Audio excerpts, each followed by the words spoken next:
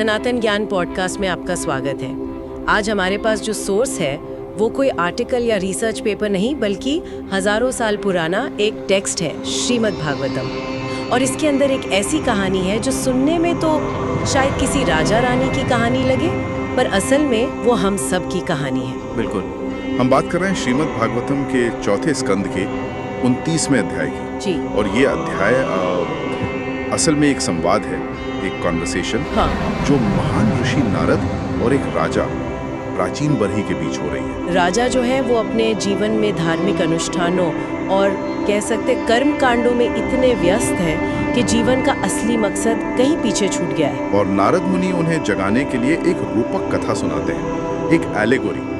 लेकिन राजा उस कहानी का जो गहरा मतलब है उसे समझ नहीं पाते। वो खुद मानते हैं कि हम जैसे लोग जो कर्म फल में उलझे हैं उनके लिए इन गहरी बातों को समझना बहुत मुश्किल है। तो आज हमारी कोशिश यही है, इसी मुश्किल को आसान बनाने की। हम नारद मुनि के साथ मिलकर इस रूपक के रहस्य को परत दर परत खोलेंगे। और ये समझना इसलिए भी जरूरी है क्योंकि ये सिर्फ राजा पुरंजन की कहानी नहीं है, यह हर उस आत्मा की कहानी है जो इस भौतिक शरीर में फंसी हुई है। यह एक तरह का आध्यात्मिक एक्सरे है जो हमें दिखाता है कि हम अंदर से कैसे काम करते हैं। क्या बात है, एक आध्यात्मिक एक्सरे। तो चलिए शुरू करते हैं। इस अध्याय का मूल विषय क्या है? अगर किसी को बस एक लाइन में समझाना हो तो वो क्या होगा? एक लाइन में कहें तो इसका मूल विषय है आत्मा का भौतिक शरीर में बंधन और उससे मुक्ति का मार्ग। नारद मुनि हमारे शरीर को एक पुर यानी 9 दरवाजों वाला एक शहर बताते हैं। 9 दरवाजों वाला शहर? हाँ, और आत्मा को उस शहर का राजा पुरंजन कहते हैं। ये राजा इस शहर में रहकर सुख भोगने की कोशिश तो करता है, पर असल में इसका कैदी बनकर रह जाता है। अच्छा, तो ये एक तरह से हमारे अपने जीवन का ही एक नक्शा है। तो फिर ये चर्चा किसके लिए सबसे ज्यादा फायदेमंद है? क्या ये सिर्फ उन लोगों के लिए है जो बहुत ज्यादा धार्मिक है? नहीं, बिल्कुल नहीं। ये उन सभी के लिए है जो जीवन के बड़े सवालों से जूझ रहे हैं, जो कभी रात में अकेले बैठकर सोचते हैं कि मैं कौन हूँ, ये सब जो मैं कर रहा हूँ इसका आखिर मतलब क्या है? क्या जीवन बस पैदा होना, काम करना, परिवार पालना और मर जाना ही? ये उन लोगों के लिए है जो सिर्फ भौतिक सफलता के पीछे भागते भागते थक गए हैं और जीवन के असली उद्देश्य को, उसकी गहराई को समझना चाहते हैं। चलिए तो फिर इस रूपक को खोलना शुरू करते हैं। सबसे पहले इस शहर की ही बात करते हैं। नारद मुनि शरीर को 9 दरवाजों वाला शहर क्यों कहते हैं? ये 9 दरवाजे कौन से हैं? हाँ, तो नारद मुनि श्लोकों में बहुत साफ साफ बताते हैं। ये 9 दरवाजे असल में हमारे शरीर के वो 9 द्वार हैं जिनसे हम बाहरी दुनिया के साथ इंटरैक्ट करते हैं। अच्छा। हमारी 2 आंखें, 2 नथुने, 2 कान, 1 मुंह और फिर जनन और मलद्वार। आत्मा इन्हीं दरवाजों से बाहर की दुनिया का अनुभव करती है और यहीं से सारे सुख दुख अंदर आते हैं। और इस शहर का राजा है पुरंजन। इस नाम का भी कोई खास मतलब होगा? पुरंजन का मतलब है पुर में आनंद लेने वाला। नाम में ही एक तरह का विरोधाभास लगता है। आपने बिल्कुल सही पकड़ा। यही तो जीव की सबसे बड़ी विडंबना है। वो सोचता है कि वो इस शरीर रूपी पुर का स्वामी है, इसका भोग करने आया है, पर असल में वो इसका कैदी बन जाता है।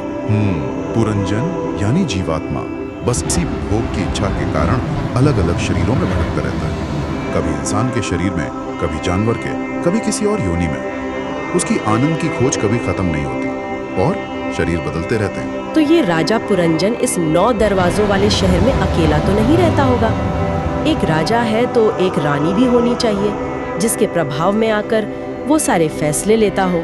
इस कहानी में रानी की भूमिका कौन निभाता है? बिल्कुल, हर कहानी में एक रानी होती है और यहाँ भी है। रानी प्रमदा हमारी भौतिक बुद्धि है, मटेरियल इंटेलिजेंस। अच्छा, बुद्धि? जी, इसी बुद्धि के प्रभाव में आकर आत्मा खुद को ये शरीर मान लेती है। मैं और मेरा का भाव, मैं ये शरीर हूँ, ये परिवार मेरा है, ये पैसा मेरा है, ये सब इसी रानी प्रमदा का खेल है। राजा यानी आत्मा इस रानी के इशारों पर नाचता है। तो इसका मतलब ये हुआ कि हमारी अपनी बुद्धि ही हमारी सबसे बड़ी दुश्मन है। ये तो बड़ी अजीब बात है। हम तो सोचते हैं कि बुद्धि हमें सही रास्ता दिखाती है। यहाँ बुद्धि और विवेक में फर्क समझना होगा। ये वो बुद्धि है जो हमें भौतिक दुनिया में सफल होना सिखाती है, लेकिन हमें हमारी असली पहचान से दूर ले जाती है। ये हमें शरीर से जोड़ती है, आत्मा से नहीं। और इस राजा रानी की मदद के लिए एक पूरी सेना भी है। हाँ जाहिर है। और उस सेना का सेनापति कौन है? इसका जिक्र भी है। 10 इंद्रियां, 5 ज्ञानेंद्रियां और 5 कर्मेंद्रियां। वो राजा के वफादार सैनिक हैं और इन सब का नेतृत्व करता है सबसे शक्तिशाली सेनापति, हमारा मन, जिसे यहाँ बृहद बल कहा गया है। बृहद बल मतलब जिसमें बहुत बल हो। सुनने में तो अच्छा लगता है कि कोई इतना शक्तिशाली हमारी सेना को लीड कर रहा है, लेकिन असल में शायद यही सारी समस्या की जड़ है ना? अगर सेनापति ही बागी हो जाए तो पूरा राज्य बिखर जाता है। बिल्कुल, और यही इस रूपक का सबसे गहरा इंसाइट है। बृहद बल नाम ही आयरॉनिक है। मन की ये जो अपार शक्ति है वो हमारे ही खिलाफ काम कर रही है। ये हमें उन इच्छाओं के पीछे दौड़ाता है जो हमें लगता है हमारी है, पर असल में वो प्रकृति के गुणों का खेल मात्र है। मन ही हमें बताता है कि ये देखो, इससे तुम्हें सुख मिलेगा, और हम उसके पीछे भाग पड़ते हैं। यहीं से बंधन की शुरुआत होती है। हमारा अपना सेनापति ही हमें हर रोज एक नई लड़ाई में उलझा देता है। अध्याय में इसी बात को समझाने के लिए एक और बहुत प्रसिद्ध रूपक का इस्तेमाल किया गया है। शरीर एक रथ की तरह है। ये एनालॉजी तो हमने और भी कई जगहों पर सुनी है, लेकिन यहाँ इसे बहुत विस्तार से समझाया गया है। हाँ, ये बहुत ही सुंदर वर्णन है। शरीर को एक रथ कहा गया है। हमारी इंद्रियां उस रथ में जुटे हुए घोड़े हैं जो बिना लगाम के बस दौड़ते जा रहे हैं। और मन को लगाम बताया गया है, बुद्धि को सारथी यानी रथ चलाने वाला, और आत्मा उस रथ में बैठा हुआ यात्री है। लेकिन इसमें सबसे दिलचस्प बात है रथ के पहियों की। पुण्य और पाप कर्मों को रथ के 2 पहिए बताया गया है। ये बहुत अजीब है क्योंकि हमें तो लगता है कि पुण्य का पहिया हमें सही दिशा में आगे ले जाएगा। यहीं पर ज्यादातर लोग गलती करते हैं। उन्हें लगता है अच्छे कर्म करके, पुण्य कमाकर वो इस संसार के चक्र से निकल जाएंगे। लेकिन ये रूपक बताता है कि पुण्य हो या पाप, दोनों ही पहिए हैं। वो आपको चलाते जरूर हैं, पर इसी भौतिक संसार के रास्ते पर। अच्छा, ऐसे करना पहियों को और तेज घुमाना नहीं।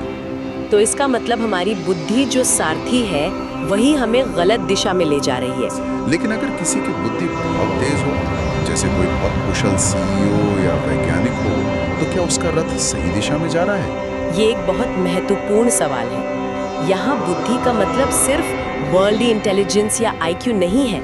एक चोर की बुद्धि भी चोरी करने में बहुत तेज हो सकती है। यहाँ बात हो रही है आध्यात्मिक विवेक की। वो बुद्धि जो आत्मा और शरीर के फर्क को समझती है। सही। जो ये जानती है कि असली मंजिल भौतिक सुख नहीं बल्कि आत्मज्ञान है। बिना उस विवेक के एक तेज बुद्धि वाला सारथी बस घोड़ों को यानी इंद्रियों को और तेजी से गलत दिशा में मृत तृष्णा के पीछे दौड़ाएगा। तो इस पूरी अराजक यात्रा में क्या रथ में बैठा यात्री यानी आत्मा बिल्कुल अकेला है? क्या उसका कोई दोस्त या गाइड नहीं है? और वो हमेशा साथ ही रहता है। एक अविज्ञात या अनजान मित्र का उल्लेख है। ये अनजान मित्र और कोई नहीं बल्कि परमात्मा है, जो हर आत्मा के साथ उसके हृदय में रहते हैं। पर हम उन्हें पहचान नहीं पाते क्योंकि हमारा ध्यान बाहर की दुनिया में घोड़ों की दौड़ में लगा रहता है। हम उन्हें अपने भौतिक नामों, गुणों या कर्मों से नहीं जान सकते। वे केवल भक्ति और समर्पण से ही प्रकट होते हैं। और जब ये सब चल रहा होता है तब एक और चीज है जो लगातार आगे बढ़ रही है, समय। इस कहानी में समय की क्या भूमिका है? समय की भूमिका बहुत क्रूर है। उसे चंडवेग कहा गया है, यानी जिसकी गति बहुत प्रचंड है। और ये रूपक यहाँ और भी गहरा हो जाता है। साल के 360 दिनों और रातों को 360 गंधर्व और गंधर्वी बताया गया है। अच्छा। जो सैनिक की तरह हर रोज हमारी आयु को लूट रहे हैं। लूट रहे हैं? ये शब्द तो बहुत कठोर है। हम तो सोचते हैं कि दिन और रात बस गुजर रहे हैं, पर यहाँ उन्हें लुटेरा कहा गया है। और फिर काल कन्या का भी जिक्र आता है। ये रूपक तो अचानक बहुत डरावना हो जाता है। होना भी चाहिए। नारद मुनि राजा को कोई मीठी लोरी नहीं सुना रहे, वो उन्हें सच्चाई का कड़वा आईना दिखा रहे हैं। काल कन्या यानी समय की पुत्री हमारा बुढ़ापा है, और उसे ऐसी बेटी कहा गया है जिसे कोई पिता अपनाना नहीं चाहता, पर वो आती जरूर है। और यवेश्वर यानी मृत्यु इस बुढ़ापे को अपनी बहन मानकर स्वीकार कर लेता है। ये भाषा हमें जगाने के लिए, हमें झिझोड़ने के लिए इस्तेमाल की गई है कि देखो तुम्हारा रथ किस दिशा में जा रहा है और अंत में क्या होने वाला है। ठीक है, ये एक बहुत ही तीव्र और कुछ हद तक निराशाजनक तस्वीर है। हमारा सेनापति बागी है, सारथी भ्रमित है और समय हमें लगातार विनाश की ओर धकेल रहा है। तो इस सब से बाहर निकलने का रास्ता क्या है? इस गहरी चर्चा से हमारे लिए व्यवहारिक सीख क्या है? हम इसे अपने जीवन में कैसे उतार सकते हैं? पहली और सबसे महत्वपूर्ण सीख है आत्मनिरीक्षण। हमें समझना होगा कि हम ये शरीर नहीं है, हम ये मन नहीं है, हम ये बुद्धि भी नहीं है, हम आत्मा है जो इस सब नाटक को देखने वाली एक दर्शक, एक साक्षी मात्र है। आत्मा खुद कुछ नहीं करती, वो बस देखती है, जबकि प्रकृति के गुण अपना काम करते रहते हैं। जिस दिन हम कर्ता बनने के भाव से हटकर साक्षी भाव में स्थित हो जाते हैं, उसी दिन आधी समस्या खत्म हो जाती है। और अगर हम सिर्फ देखने वाले हैं, साक्षी हैं, तो पहला कदम तो यही हुआ कि हम उस बागी सेनापति यानी मन के साथ खुद को जोड़ना बंद कर दें। तो दूसरी सीख मन को नियंत्रित करना होगी। बिल्कुल, मन ही हमारे बंधन और हमारे अगले जन्म का कारण है। हम जो भी इच्छाएं और विचार मन में रखते हैं, वही हमें मृत्यु के बाद अगले शरीर की ओर खींच कर ले जाते हैं। अच्छा, इसलिए भौतिक समस्याओं का समाधान भौतिक तरीकों से खोजना ऐसा ही है जैसे किसी भारी बोझ को सिर से उठाकर कंधे पर रख लेना। बोझ खत्म नहीं होता, बस उसकी जगह बदल जाती है। असली समाधान मन को शुद्ध करना है। लेकिन मन को शुद्ध कैसे किया जाए? ये तो शायद दुनिया का सबसे मुश्किल काम है।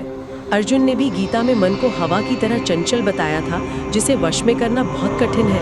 यहीं पर तीसरी और सबसे गहरी सीख आती है, भगवान हरि की शरणागति। ये साफ है कि केवल वासुदेव की भक्ति ही हमें इस भौतिक संसार से वैराग्य और सच्चा ज्ञान दे सकती है। और यहाँ भक्ति शब्द को लेकर बहुत भ्रम है। इसका मतलब सिर्फ मंदिर जाना या आरती करना नहीं है। तो फिर इसका असली मतलब क्या है इस अध्याय के संदर्भ में? इस अध्याय के कॉन्टेक्स्ट में भक्ति का अर्थ है चेतना के प्रवाह को बदलना। अभी हमारी चेतना का प्रवाह इंद्रियों के माध्यम से बाहर की दुनिया की तरफ है।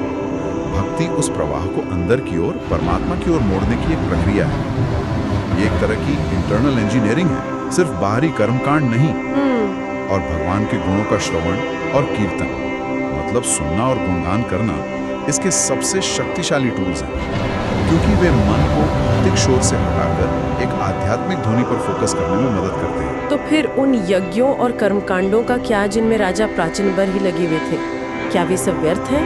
व्यर्थ नहीं है, अगर उनका उद्देश्य सही है। नारद मुनि कहते हैं कि सभी कर्मकांडों और यज्ञों का अंतिम लक्ष्य भी भगवान हरि को प्रसन्न करना ही है। अगर ये लक्ष्य पूरा नहीं हो रहा और हम सिर्फ भौतिक लाभ के लिए यज्ञ कर रहे हैं, तो वो सारी मेहनत बेकार है। आज की चर्चा वाकई बहुत अद्भुत रही। इसने एक प्राचीन कहानी को हमारे आज के जीवन का आईना बना दिया। अगर हमें इस अध्याय के सार को कुछ मुख्य बिंदुओं में समेटना हो, तो वे क्या होंगे? जरूर। सबसे पहली और बड़ी सीख तो ये है, आप शरीर नहीं, आत्मा है। आपकी असली पहचान, आपका असली मैं इस अस्थाई शरीर और मन से कहीं परे है। आप एक शाश्वत चेतना है। दूसरा, कि मन ही हमारे बंधन का कारण है। हमारी इच्छाएं, हमारे विचार ही हमें एक शरीर से दूसरे शरीर में घुमा रहे हैं। इसलिए मन को भौतिक इच्छाओं से हटाकर आध्यात्मिक लक्ष्य की ओर मोड़ना ही मुक्ति का एकमात्र रास्ता है। बिल्कुल। तीसरी सीख है कि भौतिक सुख एक मृग तृष्णा है। दुनियावी सफलता और उपाय आपको अस्थायी राहत दे सकते हैं, लेकिन स्थायी शांति कभी नहीं। इसकी तुलना एक सपने में दूसरे सपने को देखकर उससे बचने की कोशिश करने से की गई है। मतलब एक भ्रम से निकलने के लिए हम दूसरे भ्रम में फंस जाते हैं। सही। और सबसे महत्वपूर्ण चौथी और अंतिम सीख वो है, भक्ति ही असली समाधान है। सभी समस्याओं का अंतिम और स्थायी समाधान भगवान के प्रति समर्पण और उनकी भक्ति है। भक्ति का मतलब है अपनी चेतना को परमात्मा से जोड़ना। यही हमें इस रथ और इस अंतहीन यात्रा के चक्र से बाहर निकाल सकता है। बहुत खूब। आज की चर्चा को समाप्त करने से पहले नारद मुनि अंत में एक और बहुत शक्तिशाली रूपक देते हैं, जो इस पूरी बात को हमारे दिमाग में छाप देता है। हाँ, वो शायद पूरे अध्याय का सबसे पॉइंटेंट हिस्सा है। नारद मुनि कहते हैं, उस हिरण को देखो जो एक सुंदर बगीचे में अपनी हिरणी के साथ मीठी घास चर रहा है। वो मधुमक्खियों के मधुर गीत का आनंद ले रहा है और पूरी तरह से मगन है। पर तस्वीर पूरी नहीं हुई है। नारद आगे कहते हैं, उस हिरण को यह नहीं पता कि उसके ठीक सामने एक बाघ समय उसे खाने के लिए घात लगाए बैठा है। खोल। और ठीक उसके पीछे एक शिकारी मृत्यु तीर ताने खड़ा है। ये तो रोंगटे खड़े कर देने वाली छवि है। यह हमें सोचने पर मजबूर करती है कि कैसे हम जीवन के छोटे छोटे सुखों में, मधुमक्खियों के गीत में इतने खो जाते हैं कि हमारे सामने खड़े बाघ और पीछे खड़े शिकारी पर हमारा ध्यान ही नहीं जाता। बिल्कुल। तो आज का अंतिम विचार यही है, हम सबको खुद से पूछना चाहिए, क्या हम भी उस हिरण की तरह हैं जो पारिवारिक जीवन, करियर, मनोरंजन जैसे छोटे छोटे सुखों में इतना खो गया है कि आने वाले समय, मतलब बुढ़ापे और निश्चित मृत्यु के खतरे से पूरी तरह अनजान है? इस पर विचार करें और इससे पहले कि शिकारी अपना तीर चला दे, अपनी चेतना को जागृत करें। इस गहरे चिंतन के साथ आज की चर्चा को यहीं समाप्त करते हैं। सनातन ज्ञान पॉडकास्ट से जुड़ने के लिए धन्यवाद। हम आशा करते हैं कि ये ज्ञान आपके जीवन के रथ को एक नई और सही दिशा देगा। नमस्ते।